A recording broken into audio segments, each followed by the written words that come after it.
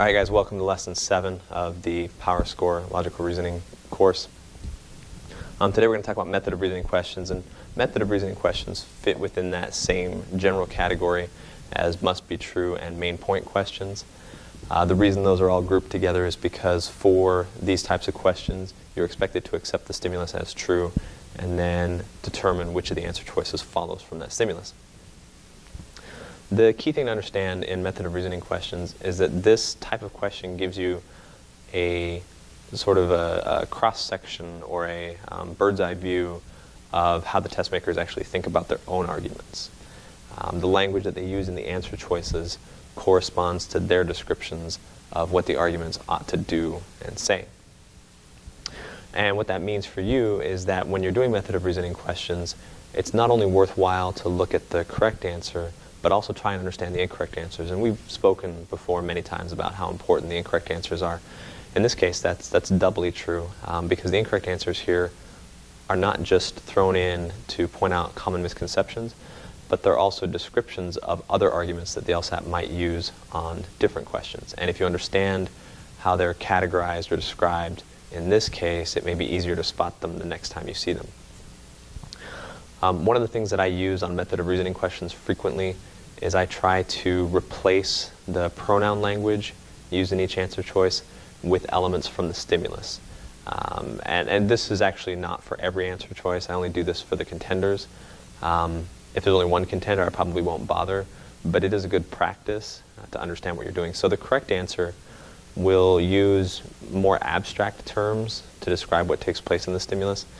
And if it is the right answer, then each of those abstract pronouns can be replaced by a noun or a phrase from the stimulus.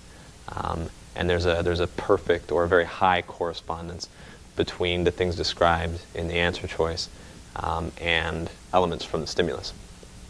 If you're having trouble distinguishing between more than one answer, oftentimes what you'll find is that in the process of trying to recreate the stimulus language in the answer, one of them just doesn't fit. There are either pieces described in the answer that don't belong in the stimulus or important pieces of the stimulus that aren't found in the answer. And of course, that's the two different ways that most answers can be wrong. An inaccurate answer because it includes things that shouldn't have been there, so it brings up pronouns or concepts in the answer choice that don't fit within the stimulus, or an incomplete answer because it fails to mention something central to the argument in the stimulus. There's nowhere to account for one of the major premises or even the conclusion in the answer choice you're looking at. In either case, the correct answer should be both accurate and complete, and it should be possible to match up quite nicely the elements from the stimulus with those in the correct answer choice. So as you go through and you practice the homework questions here before class and after class, I would encourage you to spend some time looking at wrong answers and thinking about what kind of argument that actually resembles what the argument would look like if it were that wrong answer. And in class we'll practice some of that. I'll have you actually think of arguments for some of the wrong answers that are based on the same context as the stimulus, but are a different pattern of reasoning. And then also practice replacing the pronouns from the correct answer with elements from the stimulus. Okay, and that's primarily it for discussing the tactical approach to method of reasoning. You can see in the lesson here we have several examples. I think there are 8 questions that we'll do together. If you'd like to get started on practicing method of reasoning, go ahead and turn to the homework, and you can do that now. We will come back in a moment and talk about flaw in the reasoning questions. Okay, so welcome back. First error described in the flaw in the reasoning section is that of mistaken cause and effect. Before we get into the actual specific categories, though, let me talk briefly about flaw in the reasoning questions in general. In the last 15 or 20 years, the LSAT has decided to distinguish method of reasoning from flaw in the reasoning questions, and the question stem to a flaw in the reasoning question will almost always indicate that there's some kind of error in the stimulus. If you encounter a question stem that says which one of the following most accurately describes the flawed reasoning above, or something to that effect, and you thought the argument was just fine,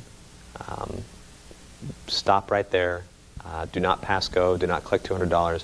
Go immediately back to the stimulus and find the mistake.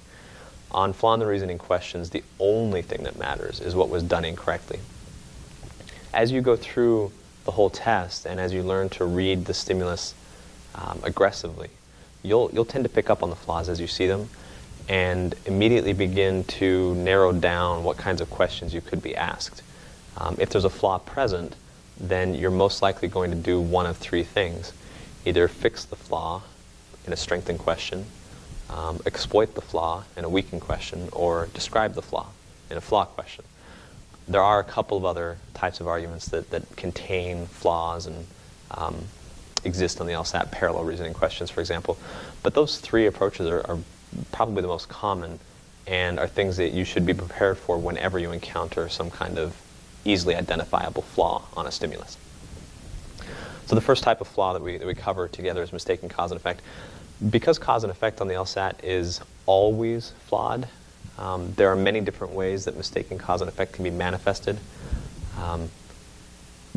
Among them include the idea that when there's a correlation, there's automatically causation. So if A increases and B increases, the author assumes that A causes B or B causes A. And in reality, neither of those has to be true. It could be that they're not linked at all. It's just a coincidence that they both go up together. It could be that some third lurking variable is actually responsible for the increase in both of them. A good example of this is the idea that over the summer months, the number of sunglasses sold and the number of ice cream cones sold both increase at the same time. Therefore, buying ice cream makes you buy sunglasses, when, of course, in reality, it's the the summer weather that accounts for both, at least in the northern hemisphere. If you see cause and effect reasoning, know that it's flawed and be prepared to describe what the flaw is. The language in the correct answer will almost always include something to the effect of cause or effect, or some synonym for cause and effect. But be on the lookout for assuming causality when correlation is present, or any of the other ways that causal argumentation can be flawed. Okay, so in the book now there are a couple of practice problems for cause and effect. We'll skip those and head on to the next page. So go ahead and turn the page and we'll look at the next flaw. Okay, so the next flaw we have is errors of conditional reasoning. And we've talked several times about how conditional reasoning can be used incorrectly. If you're given the argument that A implies B, it's wrong to suggest either that not A means not B, or to suggest that B means A. We've talked about both of these. We've described them as respectively a mistaken negation and a mistaken reversal.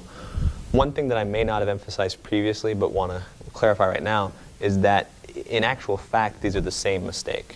It's both the same mistake. Whether you do a mistaken negation or a mistaken reversal, someone who believes either of these will believe both of them because they're contrapositives of each other.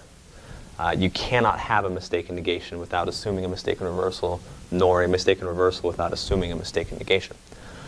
The impact of that on your test is that the stimulus might actually walk you through the steps of a mistaken negation, but the correct answer describes the steps of a mistaken reversal. And the reason the test makers are allowed to do that is because anyone who commits either error actually commits both errors. As you look through stimuli and recognize that there are conditional indicators, ifs, onlys, when, whenevers, people who, in order to, etc. As you see those and notice that the reasoning is flawed or invalid, assume that the correct answer choice will contain language about sufficient and necessary. There are several synonyms that can be used for sufficient or necessary. Sufficient, enough, necessary, needed, guaranteed, required. And even though the test makers use a huge variety of different types of language throughout the test, when they're talking about this particular mistake, and it is only one mistake, when they're talking about that mistake, that'll be a quiz question, by the way. How many conditional reasoning errors are there? Just one.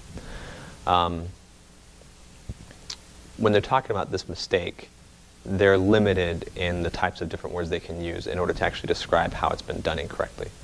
So you have a very high likelihood of finding words like sufficient and necessary and the correct answer.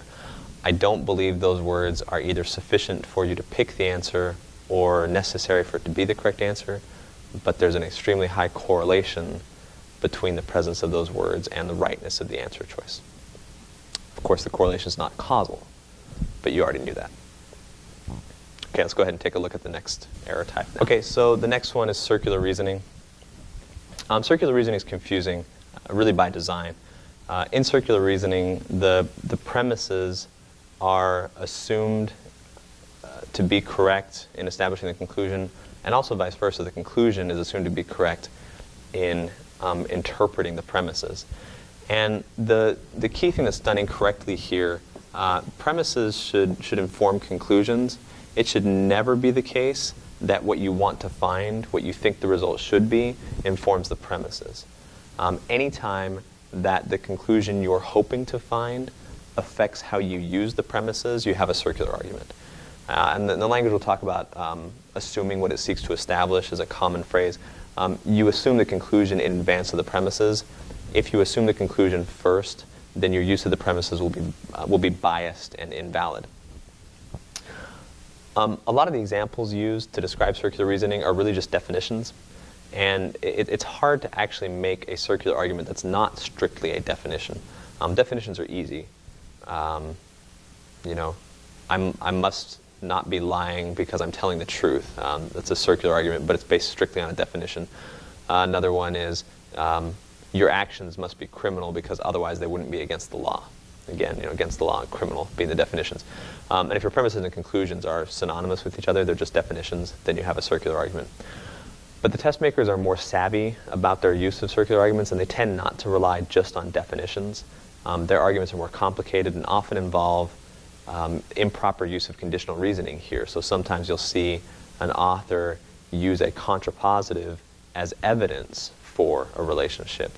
And that doesn't work. If I know that A implies B, then I'm allowed to conclude not B, not A. But I have to know it. I can't simply say, I think A implies B because I also think that not B implies not A. If they're both just premises, then you have no argument. It's circular, and the argument just folds in on itself and doesn't go anywhere. You haven't proven anything. This is one of the more confusing types of errors that the test makers offer. And I encourage you to take some time to go over it and to look at the examples in the homework as well as in the book, in the lecture material. So have fun with that, and we will turn now to the next one. The next one's pretty straightforward. Source argument, also known as ad hominem, against the man. The key here is that the author attacks the messenger instead of attacking the message. And I hate to pick on Fox News. Personally, I'm relatively conservative, but sometimes Fox News makes themselves a really easy target. So recently here, a few days ago, in July 2013, Fox News had an author on their program, a Muslim author who'd written a book about Jesus. And the interviewer, instead of asking any questions about the book at all, repeatedly asked the author, how come a Muslim is writing a book about Christ? And the author was forced to defend himself instead of the message. It was a very painful interview to watch, and the source argument was, you have no right to make these claims. Whether the claims themselves were accurate or not, the interviewer persisted in arguing that the author shouldn't have even made the claims in the first place. That's a source argument. It is not logical to reject a claim based on what you know to be true about the person making the claim. And this kind of argument is typically seen among politicians who do a lot of source arguments, children do a lot of source arguments, and apparently ill-prepared journalists can also do this. All right, so that's a source argument. I think you know how to spot those. We'll go ahead and turn to the next one. Okay, the next set of mistakes that we're going to talk about are called evidence errors. And these are basically times when an author misunderstands the weight of evidence necessary to establish a position. And in every case, exaggerates or distorts the actual argument. The first one is taking the lack of evidence for a position as evidence that it's false. This is described sometimes in legal terms, sometimes described as the mistake of thinking that the absence of evidence, there is no evidence, is evidence of absence, shows that it didn't happen. Just because I don't have evidence to establish something clearly doesn't prove it to be false, in the same manner that just because I don't have concrete evidence against a position can't prove it to be true. Certainly I wish I had evidence to establish something to prove that it were true, but the absence of evidence doesn't prove it to be false. All right, so those first two basically go together and make the mistake of thinking that when something is not present, you can infer the opposite. The other two types of errors discussed here are more or less exaggerations of evidence. There is some evidence against the position, so the position is definitely false. There's some evidence for a position, so the position is definitely true. The LSAT has a very strict standard for what it considers adequate evidence to establish a position. And authors who talk about things being proved or confirmed or known beyond doubt tend to be wrong. They tend to be overestimating how much evidence they have and reaching conclusions that can't be fully supported. All four errors have similar language on the test in terms of the correct answer, and should be considered as a set. All right, with that, we'll go ahead and take a look at. Okay, your book has two more errors on the next page. One is general lack of evidence, and that one's pretty clear. You just don't have support for what you're claiming. Another one's called a hasty generalization, or overgeneralization, or exceptionalism. And what happens here is simply the idea that one example doesn't establish the truth of something. I think the example in your book says, my friend was treated poorly at a restaurant, therefore that restaurant treats everyone poorly. And hasty generalizations are pretty common in real life as well as on the LSAT, and again fit under the same broad category of simply having insufficient evidence to reach the claim you're trying to reach. Okay, so let's go ahead and take a minute here and turn to the next type of error, which we'll discuss shortly. Okay, the error of composition and division are addressed next. Composition is simply the mistake of thinking that if you know something is true of a part, it must be true of the whole to which that part belongs. Division is the opposite mistake. Something is true of the whole. It's therefore true of every part which comprises that whole. For composition, I think it's kind of easy to imagine this in terms of, say, food, for example. I know that vitamins are healthy. Therefore, this cake, which I've infused with vitamins, must be healthy. The part is healthy, so the entire thing is going to be healthy too. Doesn't really work when you get to that level. Division, there's an example I think given in your book that talks about a law firm. The law firm specializes in divorce cases. Therefore, each lawyer at the law firm specializes in divorce cases. What may be true of the group as a whole, either through the average characteristics of all the members of the group or even just what's the majority within the group, is not necessarily true of each member of that group. If I say that our class is primarily female, our class for the LSAT is primarily female, therefore John, who's in the class, is female. That's an example of the error of division. One thing that I want to emphasize at this point is that I don't really expect or intend for you to know the names of each error. That's really not important. What I do want is that when you identify a pattern in the stimulus, you're familiar with the language that the test makers use to describe it. And for that reason, I would encourage you for each of these, every page that we've gone through, to take some time and read over the example answer choices that are given on each page. That's valuable training to get your mind comfortable with the LSAT language. Okay, so with that, we'll turn to We've the next talked before about how the LSAT doesn't really trust surveys. There are a number of major categories of errors that the LSAT expects you to be aware of when it comes to surveys. One of them is the idea of an unrepresentative sample.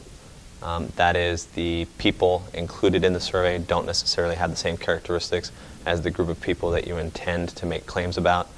I think we talked briefly one time in class about the idea of estimating the average number of shoes Americans own by handing out surveys at Neiman Marcus. If you go to Neiman Marcus, the average number of shoes that a shopper at Neiman Marcus owns is probably 200, 250 pairs of shoes. That's not likely to represent the population of the U.S. as a whole. Another type of error that can occur is that of biased questions, where the authors of the survey have either an explicit or implicit aim, answers that they're hoping to elicit, and word the question in a way that makes it easier to give them the result they're looking for than any other result. A good example of this was one of the questions from the early lessons that said something to the effect of, if you had a serious medical condition, would you like to be told about it, or are you insane? With that question, it's pretty obvious to expect that most people would want to be told. Another possible error is that of seeking social approval. The respondents to the survey don't express their true feelings because they want to be seen as normal or as acceptable, or even they want to get a certain result for the survey itself. They want to help the researchers with their research, unconsciously or consciously. And the idea that survey respondents are not always truthful, either intentionally untruthful or just inadvertently untruthful, is something that test makers also will test you on. So bear in mind that the LSAT doesn't really have a very high opinion of surveys, and they tend to be very cognizant of the types of errors that can occur with survey research. Okay, let's turn and look at the next question type now. Okay, the next type is called a straw man. And straw man argument basically is where somebody deliberately misinterprets or mischaracterizes an opponent's argument, making it easier to attack.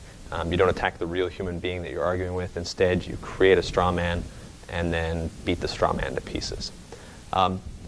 This is also a common argumentative technique used by politicians, once again. And the test makers often tip their hand that this is happening by having one of the speakers say something to the effect of, "If I've understood you correctly," or "so what you're saying is."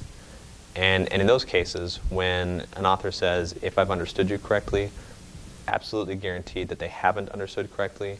If you say, "so what you're saying is," the next words out of the speaker's mouth won't be anything like what the other person was actually saying. And on the actual test, there's no reason to use those sorts of summarizing phrases, or even for any speaker to summarize anyone else's position, except if they intend to introduce some kind of error. When there are two speakers talking to each other and the second speaker takes time to restate the first speaker's position, it's almost always a straw man. The test makers wouldn't, as a rule, waste your time or waste their space with an accurate recap of an argument you've already read. So be on the lookout for straw man arguments. With that, we'll turn to the next question type. Okay, a false dilemma occurs when, without any justification or any support, the author assumes there are only two possible outcomes, eliminates one of the outcomes, and then confirms the other. Good thing I put down this finger first, huh? That wasn't intentional. The problem with the false dilemma is that in such cases, there are typically several other ways that the situation could play out. The most common type of false dilemma is one that's on a spectrum, and you talk about something being faster or slower and completely ignore the possibility of being the same speed. This happened with the Danaxil question about the headache pills. Danaxil is no slower than any other pill, or is at least as quick. And the author concludes that it's faster. It's a false dilemma because just being not slower doesn't rule out the possibility of a tie. And in most of those kinds of comparisons, you have three options when the author uses that kind of comparison and assumes there are two options, it's a flaw. This should not be confused with actual dilemmas, which arise when the test maker establishes at some point that there really are only two outcomes. Either A will happen or B will happen. B doesn't happen, therefore A happens. That's a correct dilemma, an actual dilemma, and is a logical argument. Okay, with that, we'll go ahead and look at the next question type now. Uncertain use of term or concept occurs anytime that an author allows a term to change its meaning. And I want to emphasize that this is unusual. The LSAT is very strict that words, once they're used, once someone's created a meaning for a word, then both parties to an argument are bound to use that same meaning. There's no room on the LSAT for wordplay or for puns or rhetorical flourishes, stylistic use of terms. It's just not allowed. They are very strict that words have a meaning. And of course, it's possible for the same word to have more than one meaning, but in the course of an argument, once you've picked a meaning, once it's been established, it can't change. It's not supposed to change. And if it does change, you've automatically committed the error of using an uncertain term or concept. This is also described as ambiguous use of a term and is always wrong. There's never an occasion on the LSAT where the same person or even two speakers in a single stimulus are allowed to use a term and mean different things by it. It will be a mistake if that happens.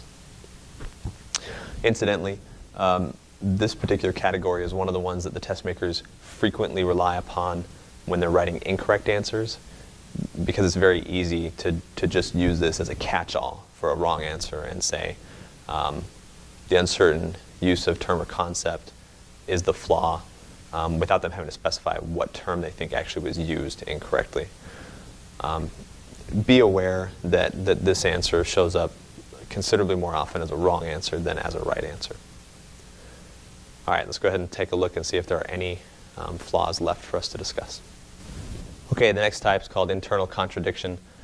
Internal contradiction occurs when a speaker refutes their own argument, obviously inadvertently, but refutes their own argument. And in an internal contradiction, there's no need to point out anything beyond the argument itself in order to show how it's wrong. These are relatively rare, but do happen occasionally. So be on the lookout for times when the stimulus disproves itself. The next several pages in your book cover another half dozen or so types of errors without including, actually I think this one does too, I think this one doesn't include an example. So several in a row now have no example problems. I'm not going to discuss those at this point, but if we have time during class, depending on how the lesson goes, we will talk about each of them briefly during class. That's it for the Lesson 7 Logical Reasoning video. Thanks for watching.